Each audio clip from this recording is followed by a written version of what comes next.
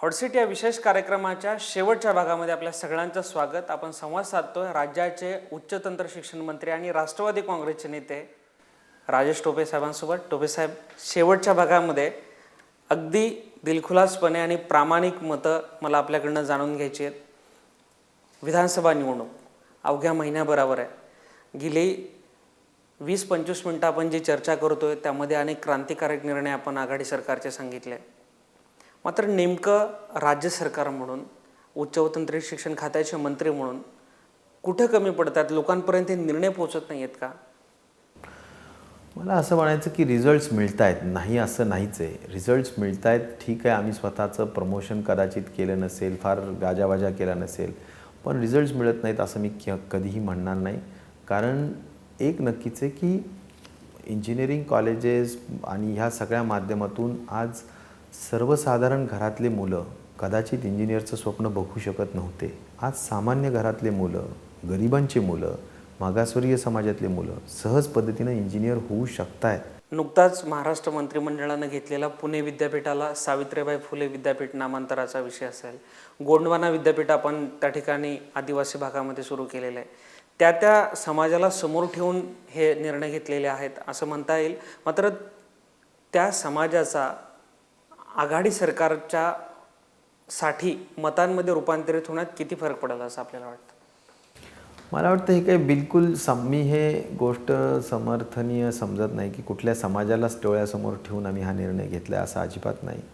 मला म्हणायचं की सावित्रीबाई फुले पुणे विद्यापीठ हे जे नामांतर झालेलं आहे किंवा नामविस्तार झालेला आहे, तर या नामविस्ताराच्या अनुषंगाने ज्यांनी जी पहिली शिक्षिका म्हणून ज्यांचं नामोल्लेख आहे आणि ज्यांनी मुलींच्या शिक्षणामध्ये अतिशय क्रांतिकारक असं काम केलेलं आहे, तर त्यांचं नाव देणं हे मला वाटतं मुलींसाठी आणि महिलांसाठी आणि सगळ्याच समाजासाठी फार प्रेरणादायी आहे आणि ते लक्षात घेऊन आम्ही हे नाव दिलेलं आहे।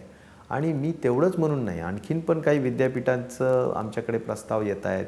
पश्चिम महाराष्ट्रामध्ये किंवा मराठवाड्यामध्ये जर आपण आलो तर अनेक शिक्षण संस्था, खाजगी शिक्षण संस्था, विशेषतः राष्ट्रवादी काँग्रेसच्या पुढाऱ्यांच्या, आणि त्यामुळं कुठंतरी मोठ्या पद्धतीचे डोनेशन जे आकारले जातात, त्यामुळं शिक्षण हे फक्त काही मूठभर लोकांच्यासाठी आणि ते सुद्धा राष्ट्रवादी काँग्रेस पक्षाने असं एक दाबून ठेवले अशा पद्धतीचे एक इमेज करण्यात विरोधक यशस्वी होत आहेत। याच्यासाठी येणाऱ्या काळामध्ये काय रणनीती असेल? मी ह्याच्याशी बिलकुल सहमत नाही की म्हणजे या ठिकाणी राष्ट्रवादी काँग्रेसचं तर म्हणजे त्यांनी काही विशिष्ट समाजासाठी काम करतात असं अजिबात नाही। मी तर एवढं फार स्पष्ट सांगेल की उलट आम्ही असे निर्णय घेतले, फीज रिएम्बर्समेंट स्कीम या माध्यमातून जवळजवळ सगळ्या गोरगरीब लोकांना, मागासलेल्या समाजाच्या लोकांना शिक्षणाचे दरवाजे खुले झाले जे कदाचित खुले झाले नसते।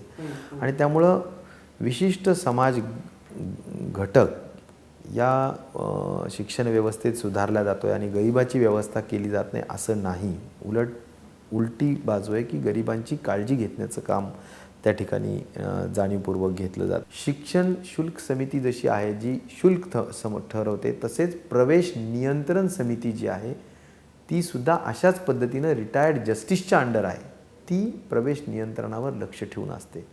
आणि त्यामुळे कॅप राऊंडनी एक व्हर्च्युअल म्हणजे पूर्ण पारदर्शकपणे ॲडमिशन्स केले जात आहेत। त्याचबरोबर टोपे साहेब, आपण राष्ट्रवादी काँग्रेसमधल्या पुढच्या पिढीचे किंवा एक दुसरी फळी जी आघाडीची आहे त्यातले एक आपण महत्त्वाचे नेते आहात। मात्र गेल्या 10 वर्षापासून जर बघितलं तर अजूनसुद्धा पक्ष स्थापन जवळपास 16 वर्ष होत आहेत। पवारसाहेबांचा चेहरा पुढं करून लोकांच्या समोर जावं लागतं। दुसऱ्या फळीतले नेते कुठंतरी पाठीमागं पडताना दिसतात निवडणुकीच्या प्रचारांमध्ये, किंवा जे एक आघाडीची एक महत्त्वाची भूमिका निभावला पाहिजे, लोकसभेच्या निवडणुकीतसुद्धा ते दिसलं नाही। मला असं म्हणायचं की दुसरी फळीसुद्धा तेवढ्याच सक्षम पद्धतीनं काम करते, खूप एफर्ट्स घेते, स्पर्धा आहे।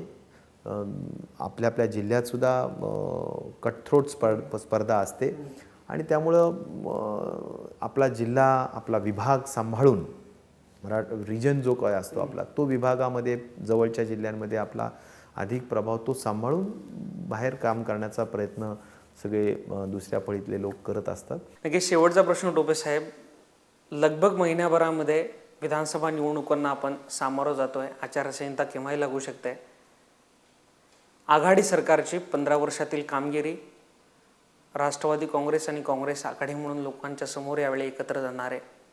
काय परिस्थिती राहील, प्रामाणिकपणे काय सांगाल? मी असं म्हणेल की राज्य शासनाने मागच्या 15 वर्षामध्ये भरीव असं काम केलेलं आहे. काहीही असं जर कोणतंही क्षेत्र जर बघितलं तुम्ही, प्रामुख्याने लोकांना काय पाहिजे असतं, चांगलं शिक्षण मिळावं.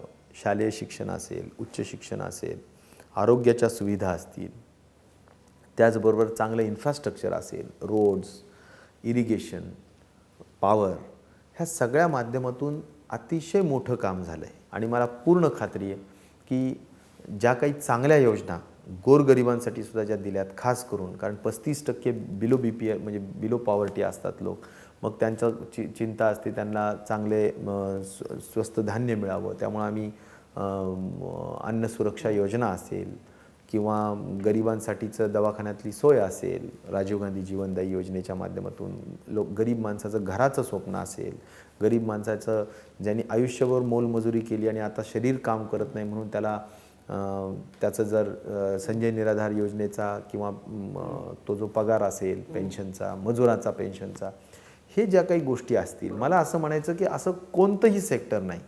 सामाजिक दृष्टिकोनातून सगळ्यात महत्त्वाचं सिक्युरिटी असेल. आज मुलींच्या सिक्युरिटीचा विषय असेल, महिलांच्या सिक्युरिटीचा विषय असेल. इन जनरल पीसफुल राज्य म्हणून या देशातलं महाराष्ट्र राज्य एक चांगलं डेस्टिनेशन आहे. इंडस्ट्रीसाठी, शिक्षणासाठी, आरोग्यासाठी, सगळ्यांसाठी एक चांगलं डेस्टिनेशन आहे.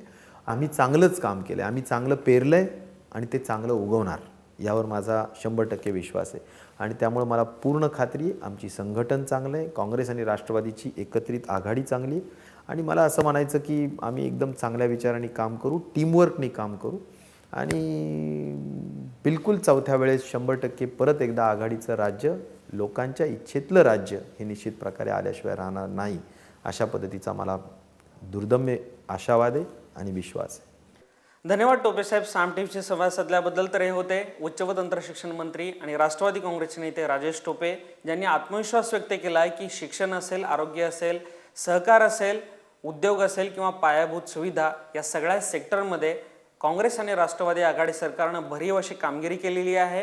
आणि त्यांच्या स्वतःचा उच्च व तंत्र शिक्षण खात्याचं जे मॉडेल आहे ते गुजरात मॉडेलपेक्षा अधिक चांगल्या पद्धतीचं आहे. आणि म्हणून येणाऱ्या विधानसभा निवडणुकीमध्ये पुन्हा एकदा काँग्रेस राष्ट्रवादी आघाडीला सत्ता मिळेल.